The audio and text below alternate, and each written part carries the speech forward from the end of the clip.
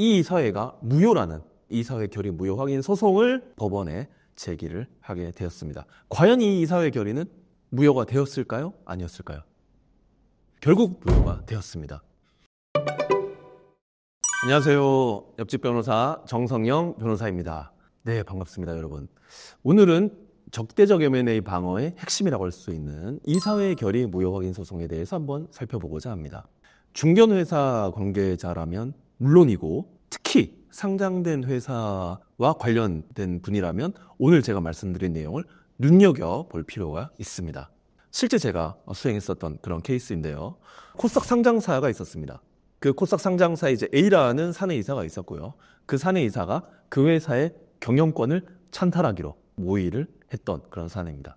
경영권을 가져오려면 이 사회의 과반을 이제 확보를 해야겠죠. 그래서 다른 사내이사, 다른 사회이사들 꿰어가지고 결국 이 사회의 과반을 확보를 하게 됩니다. 그 후에 대표이사인 B, 원래 이제 오너였는데요. 이 B에게 이사회 소집 요청을 합니다.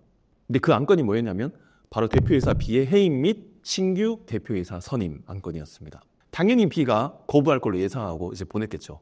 근데 상법에서 이걸 어떻게 규정하고 있냐면 이사가 이사회의 적법한 소집권자에게 이사회를 열어달라고 이렇게 이사회 소집 요청을 했을 때 이사회 소집권자가 정당한 이유 없이 그 요청을 거부하는 경우에는 이사가 이사회를 소집할 수 있도록 그렇게 규정을 하고 있습니다. 바로 이 A 이사는 그 규정을 정확하게 노린 것이었죠. 그때 이제 이 B 대표이사가 이제 저를 찾아와서 어떻게 이걸 방어하면 좋냐라고 저한테 자문을 구했고요. 제가 이렇게 자문을 했습니다.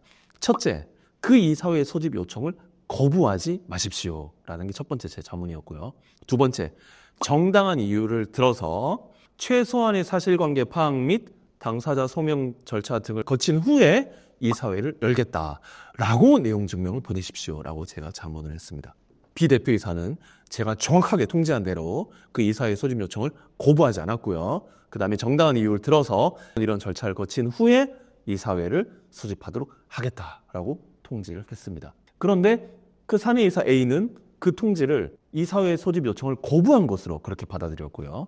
그리고 A는 자기가 이사회 소집권자가 되어서 이사회를 소집을 했습니다. 당연히 이사회의 과반 지분을 확보가 있었기 때문에 이사회 과반수 결의로 그 안건은 통과가 됐고요.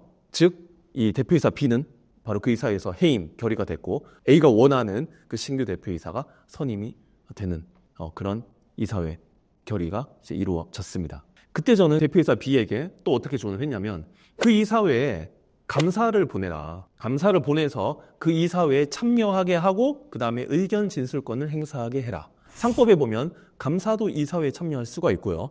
또 의견을 진술할 수 있도록 그렇게 권리를 보장을 하고 있습니다. 감사가 이제 실제로 그 이사회장에 이제 갔는데 A와 그 다음에 A에 또 동조하는 다른 이사들이 그 감사에 이 이사회장 출입을 저지하고 물리적으로 저지하고 의견 진술권 행사하는 것을 방해를 했었습니다. 그런 전 과정은 다 체증이 됐었고요. 그런 후에 이 이사회가 무효라는 이사회 결의 무효 확인 소송을 법원에 제기를 하게 되었습니다. 과연 이 이사회 결의는 무효가 되었을까요? 아니었을까요? 결국 무효가 되었습니다. 쟁점은 두 가지인데요. 첫 번째는 바로 이 이사회가 적법한 소집권자에 의해서 소집된 이사회인가 아닌가입니다. 그런데 제가 아까 말씀드렸죠. 원래 이사회에 적법한 소집권자만이 이 이사를 소집할 수 있는데 이사가 소집할 수 있는 경우는 어떤 경우라고요? 바로 정당한 이유 없이 이사회 소집을 거부한 경우에만 그때 이제 이사가 소집할 수 있는 겁니다. 그런데 이 사안에서는 원래 적법한 소집권자인 대표이사가 이사회 소집을 거부하지 않았죠. 그리고 정당한 이유 없이 거부한 적도 없죠. 정당한 이유를 대면서 이런 최소한의 소명 절차를 거친 후에 이사를 소집하겠다라고 이사회 소집 의사를 강하게 표시를 했던 것이죠. 근데 이것을 A가 자기 임의대로 이건 이사회 소집 거부에 해당한다라고 임의대로 해석을 하고 이사회 소집을 강행을 한 것이기 때문에 그 이사회는 이사회에 적법한 소집 권한이 있는 B가 아니라 이사회에 적법한 소집 권한이 없는 A에 의해서 소집된 이사회이고 따라서 권한 없는 자에 의해서 소집된 그 이사회 결의는 무효다라는 게 이제 제 첫 번째 주장이었고요.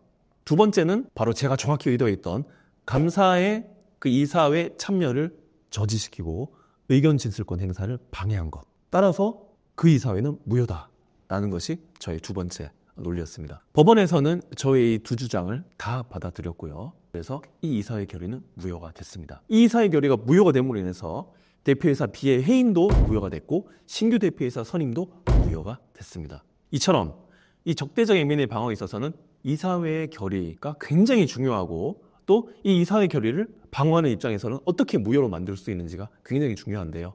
결국 이제 이 회사는 이사회 결의 무효 확인 소송을 통해서 이 회사를 지키고 또 이런 불법적인 이사회 결의를 저지시킬 수 있었던 그런 사안입니다. 적대적 M&A 사건은 물론 일어나지 않는 것이 중요하겠지만 일단 일어나게 되는 경우에는 무엇보다 빨리 전문 변호사를 찾아가서 자문을 받고 이렇게 최초 단계부터 잘 방어를 하는 것이 굉장히 중요합니다. 왜냐하면 적대적 M&A가 실제로 일어나게 되는 경우에 오너십이 넘어가는 문제도 있지만 그 임직원 및 그 임직원의 가족들의 생계의 문제와도 직결이 되기 때문이에요.